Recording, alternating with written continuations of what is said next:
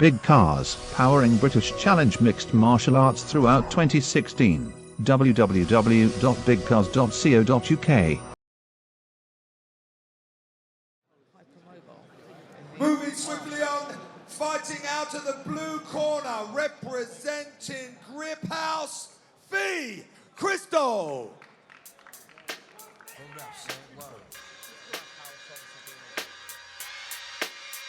Yeah, to all the killers and the $100 billers. For real, niggas who ain't got no feelings. Check it out now.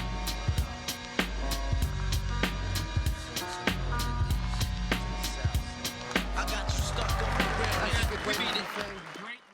And her opponent in the red corner, representing Fighters Lab Norway, Eivor Hovde Hoff.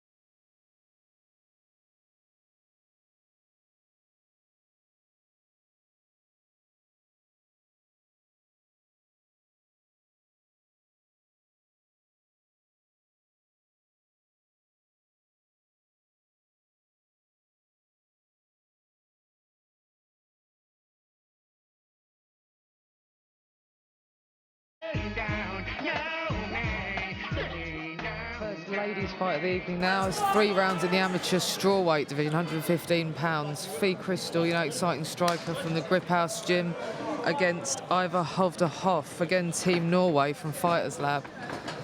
She, of course, in her debut, last BCMMA, faced Corey McKenna, and didn't embarrass herself at all. 3-round decision in her debut fight against a well-seasoned amateur in Corey.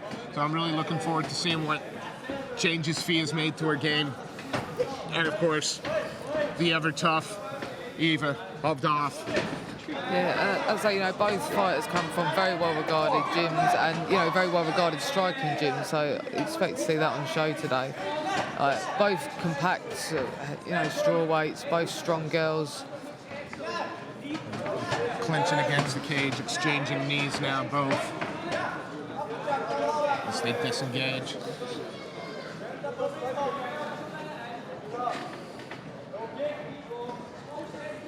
Both game girls, you know, less than a minute in, they're already engaging, they're already well into it. Fee seems a little lighter on her feet, a little more bouncy. Is there anything to read into that, or is that just style? What makes her, you know, how she's comfortable? She's doing a really good job actually keeping in and out of range. I like the way she's using her kicks. I think it's going to wait. Give her another minute, and I think she's going to find the distance.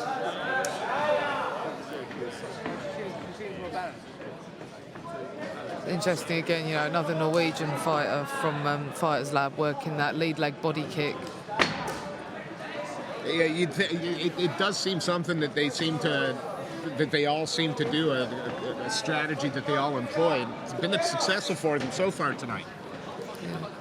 Yeah, liking Fee's cage control there as well. You know, she's staying nice and central, and she's keeping Eivor on her feet. You know, keeping her doing a lot of work, rotating around there. Yeah.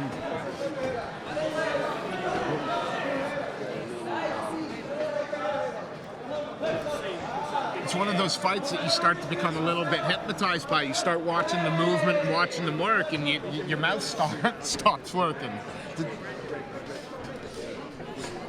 Fee just seems to have that distance down a little bit better. She just seems to have a little bit more control at the moment.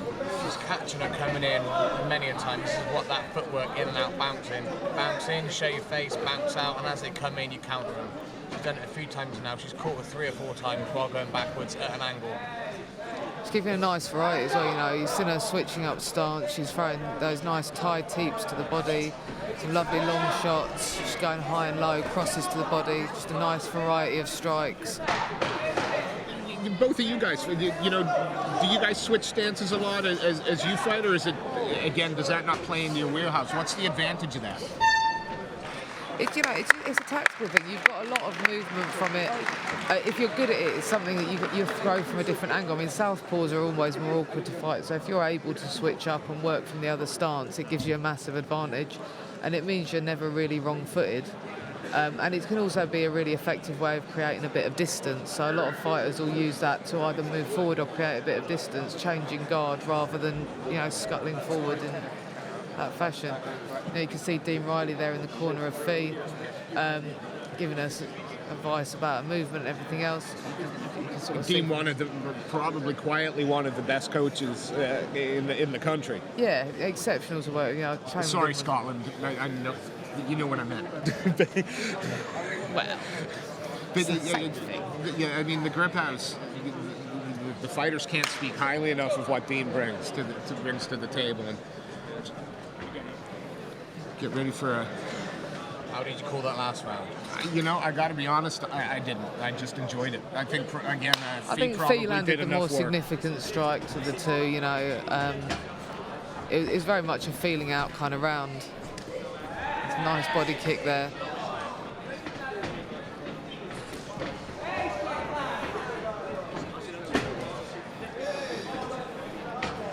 Lovely to see those hands setting up for the nice kicks coming off there. I mean, Eivor's keeping her hand guards up nice and high as well. She's light in her feet as well. Caught that leg. Good catch there. That's good for Fee regaining her base there nicely. She needs to be careful of dropping that head when Eivor's going for it. He's very careful. If she does it a couple of times and get time for the uppercut or a knee. Well, no knee. We hope. We saw that already.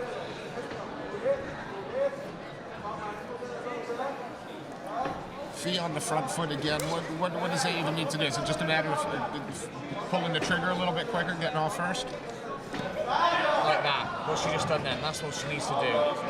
Come in light-footed, close distance, but her head's always on the centre line. It needs to be moved off. That's why Fee keeps catching her. If you notice, if Fee's head movement, it'll be off. 1, 2, 3, then she'll move off.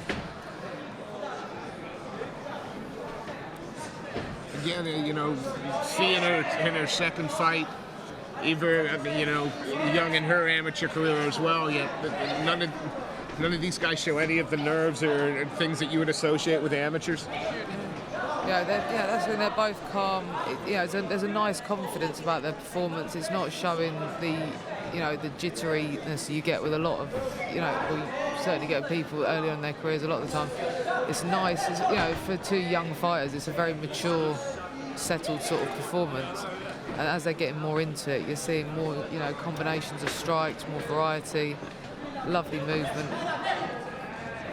I'd like to see Fee be a little more. I think Eivor's now starting to pick up her pace a little bit. Yeah, that was a lovely move. Working that body again.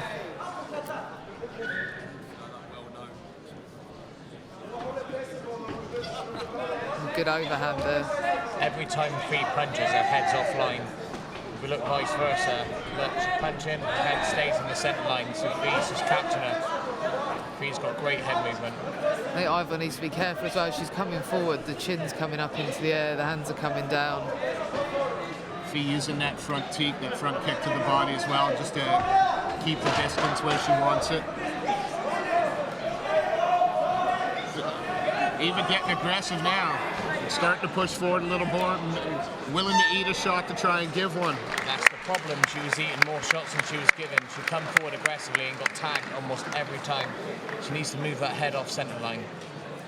I think that's one of the key things of this fight. It's very telling. Fee's using angles a lot, whether that's as she's coming forward, whether she's backing off, moving her head offline, everything else.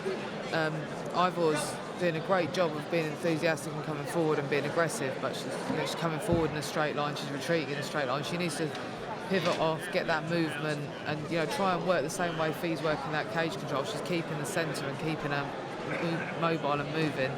She's using a lot of energy there, Eivor, running round, whilst Fee's keeping the centre by using those angles.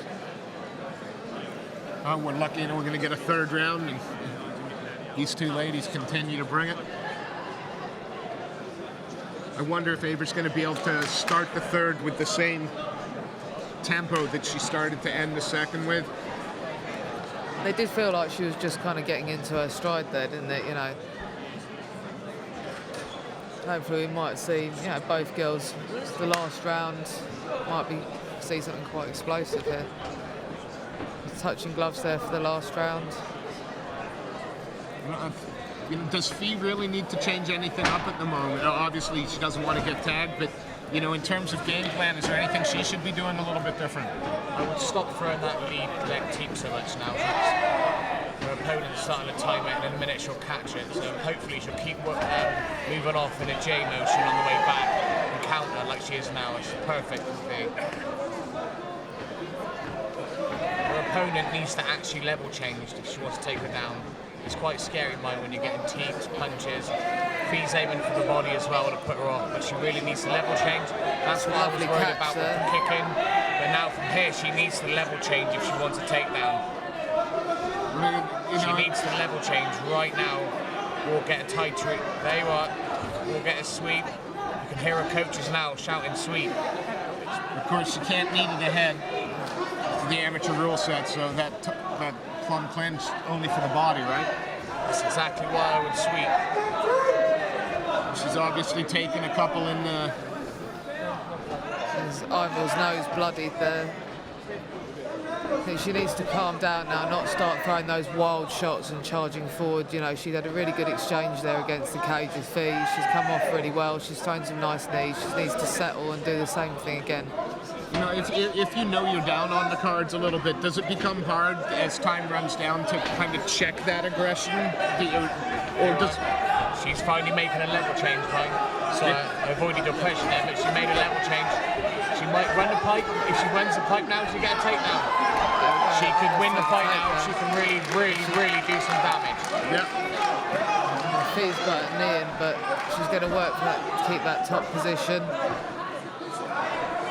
She's got to stay busy on bottom. She's got a... Is she in the full half guard or full mount? Leg trapped. Eivor needs to look at doing something from there. You know, she must know she's down at the cards. 40 seconds to go. She's controlling Fee on the ground at the moment. She needs to inflict as much damage as possible now. She needs to probably get a finish. I've got her losing the first 2 rounds. She's got good pressure there. She's got Fee against the cage. Fee's working to her feet now, though. Yeah, she needs to hold her down and start throwing some shots if she's going to make the best use of this. Some heavy shots, but she's definitely controlling position. She's definitely controlling the fight for the last. I think she's going to go for an anaconda now. She's going to go for a stand anaconda. Feed back to her feet. A few seconds left. Nice knee to the body. And this fight goes to the decision. And a very entertaining scrap between two very good strawweight amateurs. It was an enjoyable fight to watch. As I say, you know, seeing Fee on her last outing against Corey, who's obviously, you know, a talented wrestler, and yeah, she really struggled with that. But it's nice to see her finding her feet and finding her range and her pace and everything against someone who wanted to strike with her. You know, both these fighters incredibly new in their amateur careers. What a great performance. I look forward to seeing them both again. Okay, we have, after 3 rounds of action, a unanimous decision in favour of the blue corner, Fee Chrystall. That's a good win for Fee. Great win for Fee. Excellent fight. Excellent fight for the fans here in attendance at BCM. Those watching on the interweb. Indeed.